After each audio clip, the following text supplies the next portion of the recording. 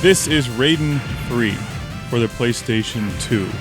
And as you know from my show, if it involves spaceships, ninjas, or cars, I like it. And this game has spaceships. And the things explode. And that's good. That makes for a good video game.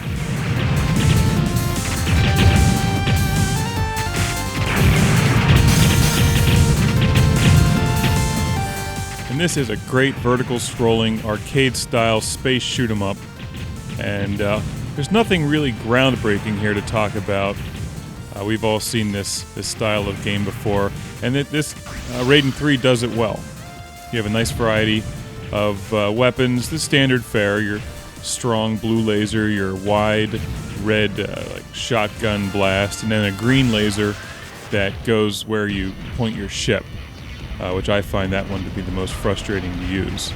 The enemies must have a lot of money because they have all kinds of weapons and unlimited ammunition that this game uses to full effect and fills the screen with enough bullets to make you go crazy.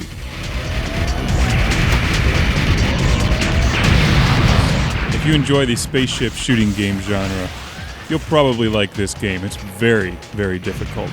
And that brings me to my entire point about this video game, which is I believe that this is the video game equivalent of The Last Starfighter.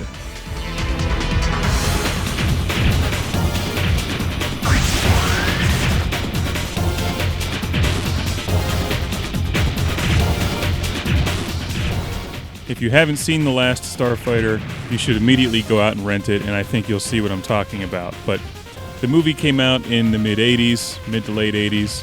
And it's about this video game that was mysteriously set up in a trailer park or something in the Midwest.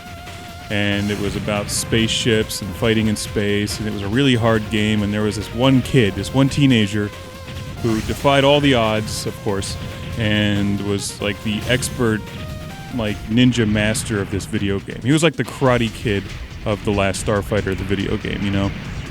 All right. Well, then, as luck would have it, this video game was actually placed there by an alien race that needed the best starfighter in the entire universe to defeat their enemy.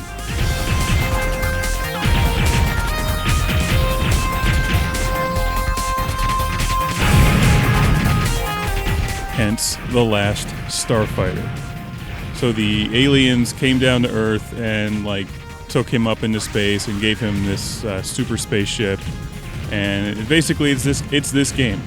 If you can defeat this game on anything beyond the easy level, you will be plucked off Earth by aliens and sent to fight in space.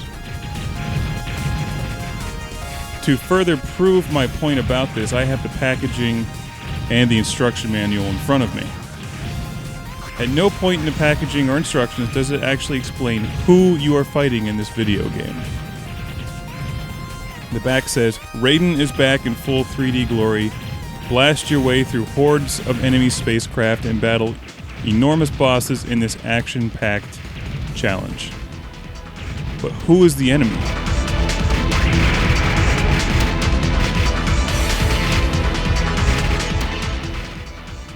They're very vague on that point here. And if we look in the instruction manual, which has Japanese on the front of it, and maybe it says in Japanese, I don't know, I can't read Japanese. If you open it up, it says, warning, read before using your PlayStation 2 computer entertainment system.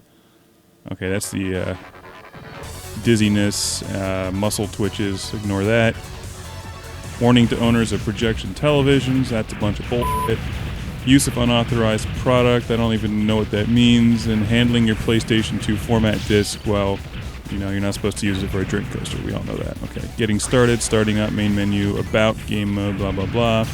So if we scroll through the instruction manual, we have the limited warranty on the back, customer support. So maybe you can call them, UFO Interactive in Pomona, California. Maybe they know.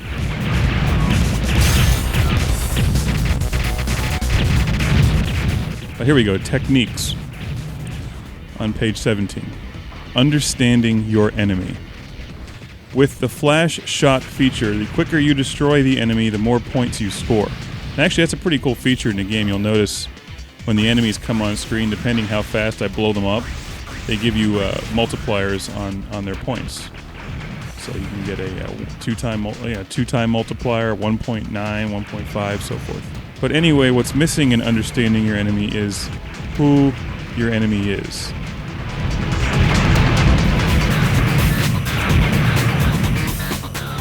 You're supposed to know your enemy before you destroy them. I think somebody could have taken 20 minutes to at least write in here somewhere who the enemy is. Essentially, this could also be the video game equivalent of Ender's Game. I'm not going to give away the ending of that book because, that would ruin the entire book for you. But if you've read that book, I think you'll know what I mean. So you wake up after playing this game realizing what you've just done, and, that would be quite a rude awakening.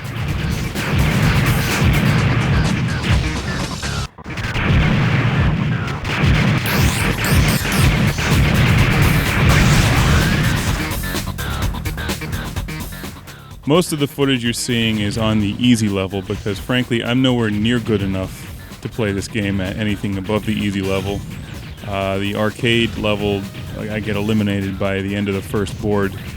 And I generally wouldn't say I'm terrible at these kind of games, but this is a really challenging game. And I haven't spent as much time playing it recently as I'd like to. But it's a pretty standard vertical shooter, but it's really difficult, because the bad guys come at you from all directions and literally fill the screen with bullets. And the end bosses can be very tricky. There's a nice feature in here where you can use your bombs. Most of these games have your alternate weapon, like your bomb or whatnot. So when you realize that you're just about to get destroyed by a hail of enemy fire, you can drop your bomb, and not only does it destroy the enemy spaceships, but also their fire, so that you are not destroyed. And that's a pretty handy trick. You'll see that I use that quite a bit.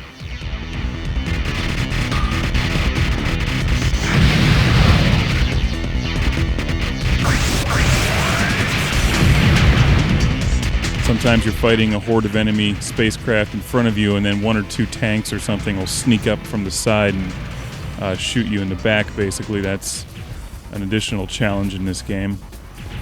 I like Raiden III. I think this is an awful lot of fun, and I really wish they'd make more games like this using the technology of the newest gaming systems. This recently came out for the PlayStation 2, and I think it uses the hardware very well. It looks good, it sounds good, it's responsive, it feels like the arcade game.